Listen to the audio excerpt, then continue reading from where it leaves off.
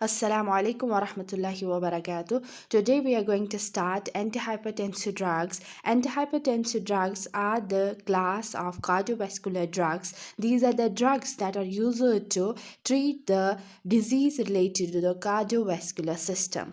आज जो हम टॉपिक स्टार्ट करने जा रहे हैं दैट इज़ एंटीहाइपरटेंसिव ड्रग्स. अगर हम एंटी हाइपरटेंसिव ड्रग्स की डेफिनेशन की बात करते हैं तो एंटी हाइपरटेंसिव ड्रग्स ऐसे ड्रग्स होते हैं जो हमारा बीपी लो करते हैं, यानी that are use to lower the blood pressure, यानी जो बीपी को कम करने के लिए या हाइपरटेंशन को कम करने के लिए और बीपी को नॉर्मल रेंज में लाने के लिए हम यूज़ करते हैं या एक पेशेंट में देते हैं.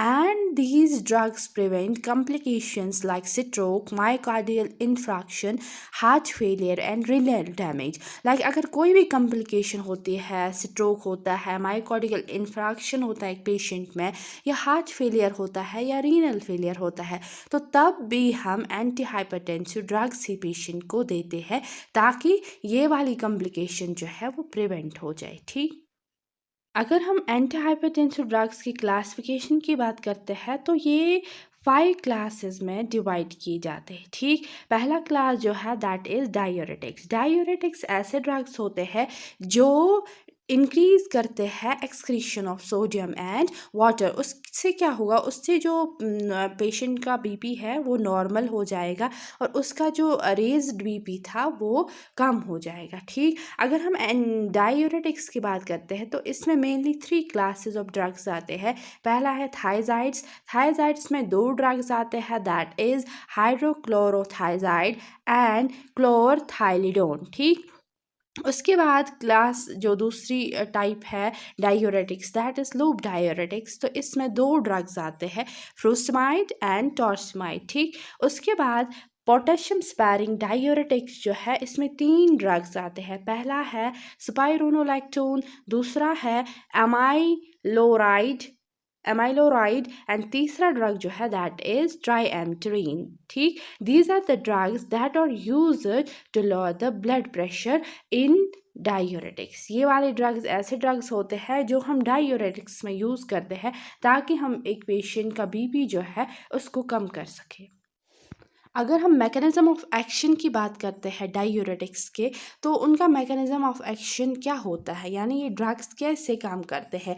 ये ड्रग्स कैसे काम करते हैं by increasing the excretion of sodium and water. ये सोडियम और वाटर की एक्सक्रीशन जो है उसको इंक्रीज़ करते हैं due to which there is decrease in plasma volume.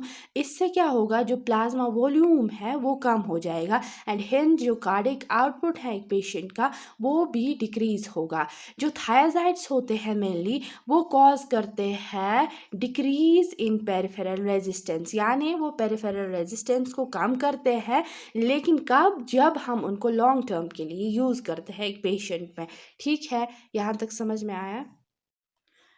अगर हम डायूरेटिक्स की थेरापेटिक यूजेस की बात करते हैं तो ये हम यूज़ करते हैं माइल्ड टू मॉडरेट हाइपरटेंशन को ट्रीट करने के लिए, एडीमा को ट्रीट करने के लिए, लाइक क्रॉनिक हार्ट फेलियर या लिवर सिरोसिस में, या नेफ्रोटिक सिंड्रोम होता है एक पेशेंट में, तो उसको ट्रीट करने के लिए भी हम डायूरेटिक्स ही देते हैं एक पेशेंट को. ठीक, अगर हम डायूरेटिक्स के एडवर्स इफ़ेक्ट्स की बात करते हैं तो ये हाइपोकैलेमिया काज करते हैं, हाइपोनेट्रीमिया काज करते हैं, हाइपर यूरिसीमिया भी काज करते हैं एंड इनकी वजह से हाइपरग्लाइसीमिया भी होता है एंड हाइपरलिपिडीमिया भी होता है.